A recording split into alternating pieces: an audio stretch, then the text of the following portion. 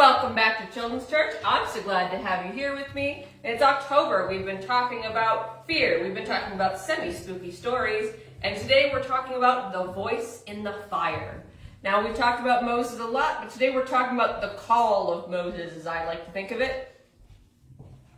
A lot of times in the Bible stories, there's a point where someone is called. We did the calling of Jeremiah a couple months ago. Last month. We did it last month. Come on, Mandy. Anyway.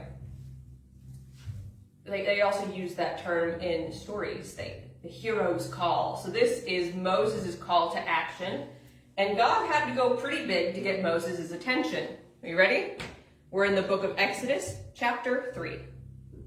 Meanwhile, Moses was shepherding the flock of his father-in-law Jethro, the priest of Midian. He led the flock to the far side of the wilderness and came to Horeb, the mountain of God. Then the angel of the Lord appeared to him in a flame within the bush. As Moses looked, he saw the bush was on fire but was not consumed. So Moses thought, I must go over and look at this remarkable sight. Why isn't the bush burning up? When the Lord saw he had gone over to look, God called out to him from the bush, Moses! Moses! Here I am, he answered. Do not come closer. Remove the sandals from your feet, for the place you are standing is holy ground. Then he continued, I am the God of your father, the God of Abraham, the God of Isaac, the God of Jacob. Moses hid his face because he was afraid to look at God. And the Lord said, I have observed the misery of my people in Egypt and have heard them crying out because of their oppressors.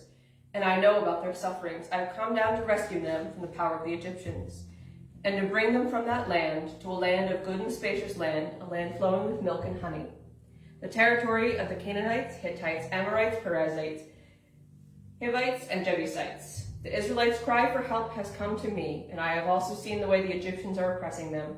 Therefore go, I am sending you to Pharaoh, so you may lead my people, the Israelites, out of Egypt. But Moses asked God, who am I, that I should go to Pharaoh, and I should bring the Israelites out of Egypt? He answered, I will certainly be with you, and this will be the sign I have sent you.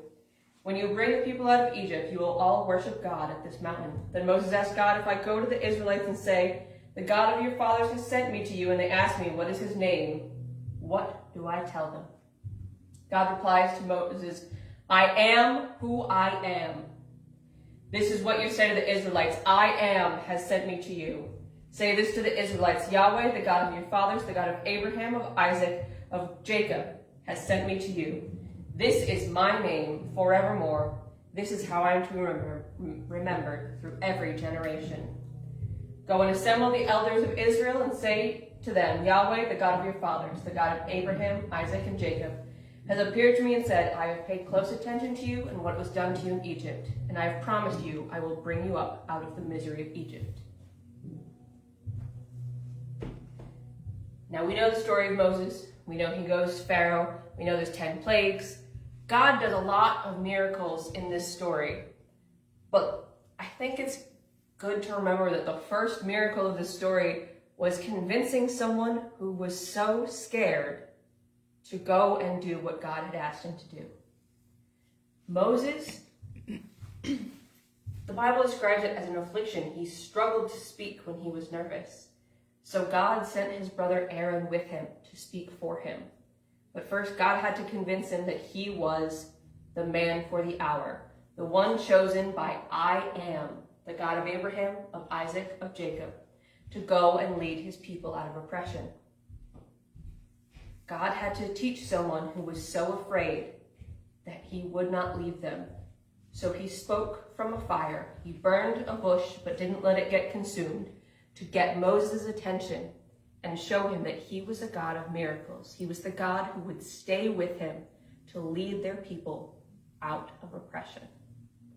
That was God's first miracle, was teaching Moses how to fight fear with fire.